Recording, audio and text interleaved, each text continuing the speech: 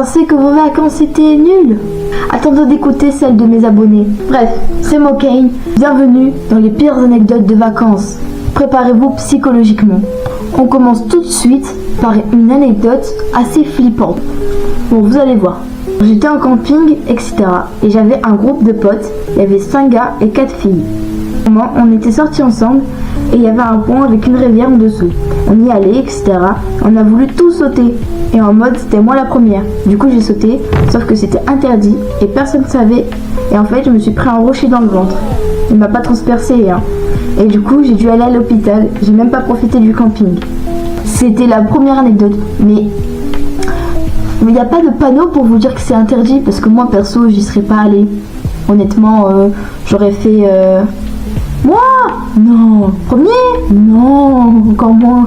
Passons à la deuxième anecdote. Celle-là, c'est une anecdote de Illy. Je sais pas si vous la connaissez sur TikTok. Elle va nous raconter son histoire qui est assez flippante. Vous allez me dire en commentaire si pour vous c'est flippant ou pas. Coucou, mon histoire se passe pendant une colo avec des potes. On était en CM2, c'était la dernière fois qu'on pouvait faire une colo. Et un soir, après la plage, on va se laver comme tous les soirs. Et puis en sortant des salles de bain, on voit une vieille dame. Elle vient nous voir et commence à nous poser des questions du genre « Vous êtes en quelle classe ?» Nous, naïves, on lui dit qu'on est en CM2. Puis, elle nous dit qu'elle va nous chanter une chanson. Elle commence « Sais-tu heureux d'être dans tes mains ?» Nous, on ne tape pas dans nos mains. On comprenait pas. Par la suite, on lui dit qu'on doit y aller car on nous attend. Elle nous retient. On commence à prendre peur. Pour information, on était 5 filles. On lui explique qu'on doit vraiment partir et qu'on ne peut pas rester traîné. La dame nous attrape et nous prend par le bras et nous dit non, vous partez pas, on n'a pas fini la chanson. Il y a des gars plus jeunes que nous de notre colo qui arrivent et qui se cachent au loin pour voir la scène et ne comprennent pas.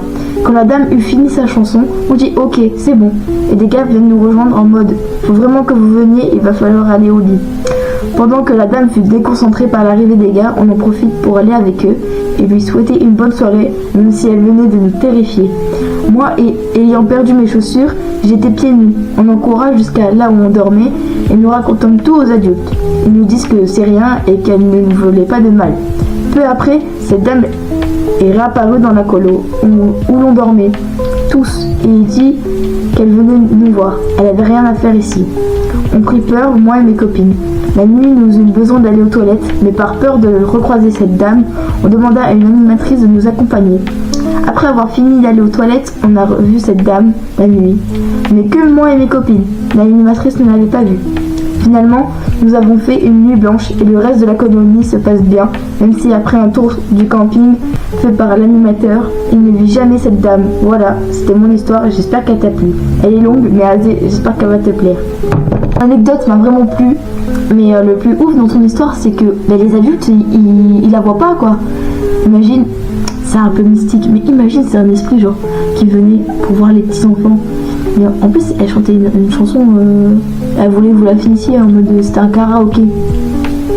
Soit, mais une vieille dame, la nuit, tu sors de ta douche, t'es tranquille, et elle vient te dire oh, viens chanter avec moi. Mais toi, t'es normal, tu lui dis non. Bref, ton anecdote m'a vraiment plu et passons à la suite. La troisième anecdote, elle nous vient de Ness, qui est une amie, mais aussi qui est une youtubeuse, tiktokeuse. Leurs réseaux seront en description, comme ça vous pourrez aller voir et les soutenir, comme moi d'ailleurs.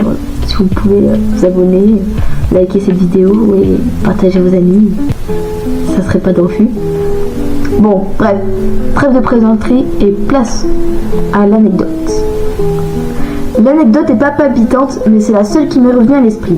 Donc j'étais partie dans un camping avec ma famille, jusque là tout va bien. Quand on est arrivé, on a découvert notre mobil-home. Je sais pas si... On était hyper loin du camping, donc mes parents ont loué des vélos. À ce moment-là, j'avais environ 7 ou 8 ans. Mais je galérais encore avec les vélos. Je voulais rentrer chez moi après avoir passé la journée avec mon meilleur pote. Sauf que pour rentrer en mobil-home, il fallait descendre une pente énormément penchée par l'Everest. J'avais peur, mais je l'ai quand même descendu. Sauf que en descendant la pente pendant ma route, j'ai perdu le contrôle, j'étais paralysée et j'ai essayé de freiner, mais à ma grande surprise, les freins ne marchaient pas. J'ai foncé dans le vélo de ma mère et je me suis éclatée au sol. En me relevant, je dis « Ça va maman ?» C'est la meuf, elle a les jambes ensemble, mais elle est conne, elle s'en rend même pas compte. Après ma cascade, on est rentré au mobil-home. J'ai décidé de soigner mes bobos, mais ça a piqué sa race. Résultat des courses. Désolé pour ceux qui ont peur du sang. Une articulation en sang. Des bobos sur la jambe qui saignaient un peu beaucoup. Des bras écorchés. Je me rends compte au final que je m'en suis pas mal tiré, mais maintenant trauma des vélos et des pentes. Enfin bref, voilà ma petite péripétie avec ce vélo pété. Waouh. L'enchaînement. Le fait que tu prennes un vélo, mais qu'il n'a pas les freins, que tu fonces sur ta mère. Et je te dis que tu t'en es pas mal tiré, franchement t'es modeste, hein, parce qu'il y en a, ils auraient fait « Oh non, c'est la catastrophe !»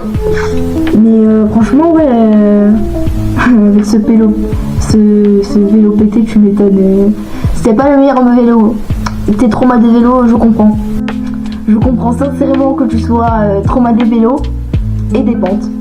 J'espère que ton traumatisme s'est amélioré avec le temps, parce que t'avais 7-8 ans. Et bah voilà, tout simplement. 4e anecdote. Bon, celle-là, pour vous faire un petit teasing, c'est une anecdote d'urbex. Voilà, un urbex avec une chute assez drôle pour nous, mais pas pour la personne qui la raconte. Et justement, la transition est toute trouvée, car la personne qui la raconte, c'est Margix. Bon, place à l'anecdote. En gros, c'était l'été 2023 et genre j'étais en vacances dans la maison de mes grands-parents et j'étais avec 3 potes. Et genre on s'ennuie, du coup on décide d'aller faire un urbex. Et en gros, un de mes potes, il me dit qu'il sait où il y a un urbex bien. Du coup, on le suit et genre c'était une maison vieille avec l'herbe haute de fou. Il y avait une boîte aux lettres cassée et tout. Du coup, on se dit ouais c'est bon, c'est abandonné. On y va, mais on n'était pas rentré dans la maison, seulement dans le jardin. Et on veut rentrer dans la maison, donc on casse les volets de la fenêtre qui était fermée. Et on voulait lancer une pierre pour casser la fenêtre. Et genre pile au moment où mon pote voulait lancer la pierre, il y a un bouc qui arrive et qui dit ouais, c'est une propriété privée ici. Du coup on part, sauf qu'à ce moment-là, on n'était pas cons, du coup on décide de revenir parce qu'on était persuadé que c'était faux, qu'il mentait et tout. On revient, on voit il y a une voiture et un gars dans la maison, mais même là on s'est pas dit que c'était peut-être vraiment habité. Genre on était toujours persuadé que c'était abandonné. Du coup je sais pas pourquoi on veut voir le mec qui est dans une maison et on lui dépose un mot dans la table dans son jardin avec écrit rendez-vous demain à 6h30 devant votre maison. Du coup on va au rendez-vous à 6h30. Il n'y était pas, ma pote a commencé à hurler rendez-vous à 6h30 monsieur, vous avez oublié. Du coup le mec il spawn.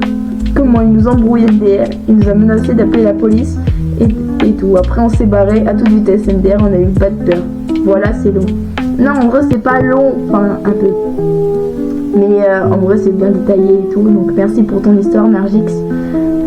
Mais frère, le gars qui spawn et qui dit oh c'est chez moi ici, dans une maison qui est cassée de partout.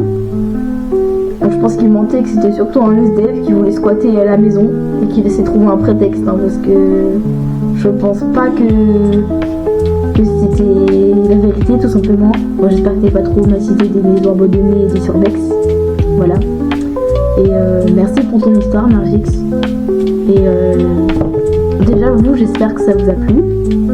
La 5e anecdote, c'est de Samaya YouTube. Je ne sais pas si vous la connaissez, elle est sur TikTok, elle a une chaîne YouTube. Je ne sais pas si vous la connaissez, elle fait des TikTok, des playbacks et tout.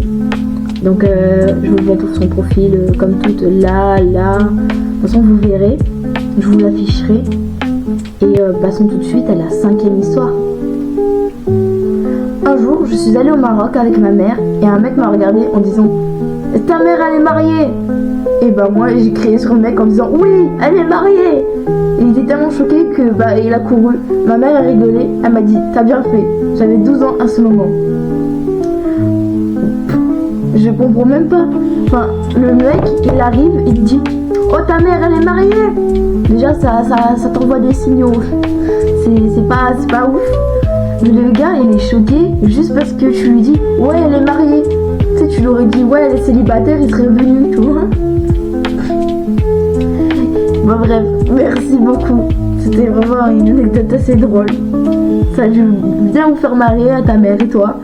Et voilà, j'espère que vous en repensez encore quand vous parlez, etc. Et dire que moi, mes seules anecdotes de vacances, d'ailleurs si vous voulez une vidéo sur ça, mettez-moi dans les com. Mais mon seul gros truc qui m'est arrivé, c'est de me perdre avec mon vélo. C'est mon seul gros truc qui m'est arrivé en ville, bien sûr.